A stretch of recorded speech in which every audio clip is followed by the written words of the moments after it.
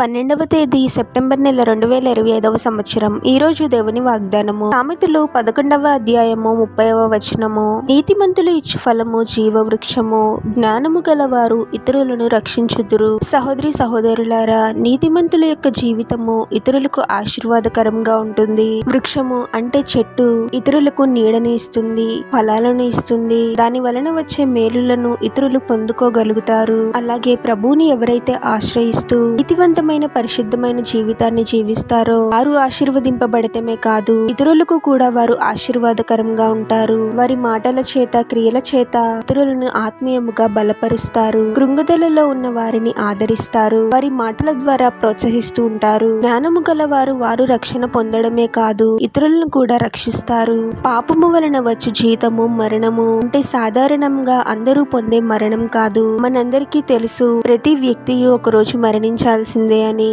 అది మొదటి మరణము. ఎవరైతే పాపపు జీవితాన్ని జీవిస్తూ ప్రభువునికి విరుద్ధమైన కార్యాలను చేస్తూ ఉంటారో వారు రెండవ మరణాన్ని పొందుతారు. అంటే నిత్య నరకాగ్నిని వారు అనుభవిస్తారు. ఇతరులను రక్షించడం అంటే పాపపు మార్గము నుండి దేవుని మార్గంలోకి నడిపించడం. మనకు వీలైనంత వరకు ప్రభు యొక్క సువార్తను ప్రకటిస్తూ ప్రభు ప్రేమను వారికి పరిచయం చేయాలి. ఎవరైతే వారి పాపముల నిమిత్తము పశ్చాత్తాపడి ప్రభువుని రక్షకునిగా అంగీకరిస్తారో వారు ఈ రెండవ మరణం నుండి తప్పించబడతారు. అంటే నిత్య నరకాగ్ని నుండి తప్పించబడి ప్రభు ద్వారా పరలోకానికి చేరుకుంటారు. ప్రార్థన.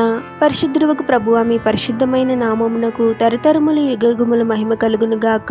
మరొక నూతన దినంలోనికి మమ్మల్ని క్షేమంగా ప్రవేశింపచేసిన దేవా, మీకే స్తోత్రం తండ్రి. ప్రతి విషయంలోనూ మీకు లోబడి మీ పట్ల భయభక్తులు గల జీవితాన్ని జీవించడానికి మాకు సహాయం చేయండి తండ్రి. మీ ద్వారా మేము ఆశీర్వదింపబడటమే కాదు ప్రభువా, ఇతరులకు కూడా మేము ఆశీర్వాదకరంగా ఉండేలాగున మమ్మల్ని దీవించండి తండ్రి. సువార్తను ప్రకటించడానికి తగిన జ్ఞానాన్ని, ధైర్యాన్ని, నూతనమైన మార్గాలను మాకు అనుగ్రహించండి ప్రభువా. మిమ్మల్ని ఇతరులకు పరిచయం చేస్తూ పాపపు మార్గం నుండి మీలోకి నడిపిస్తూ ఎన్నో ఆత్మలను మీ కొరకు సంపాదించే వారముగా మమ్మల్ని దీవించమని ప్రార్థనలో ఏకీభవిస్తున్న ప్రతి ఒక్కరిని పేరు పేరున దీవించి ఆశీర్వదించి అభిషేకించమని, వారు చేసే ప్రతి పనిలో మీరే వారికి తోడుగా ఉండి వారిని అన్ని కీడుల నుండి, అపాయాల నుండి మీరే వారిని రక్షించమని ఈ మా మనవులన్నీ యేసుక్రీస్తు వారి పరిశుద్ధ నామంలో అడిగి వేడుకొనుచున్నాము తండ్రి. ఆమేన్.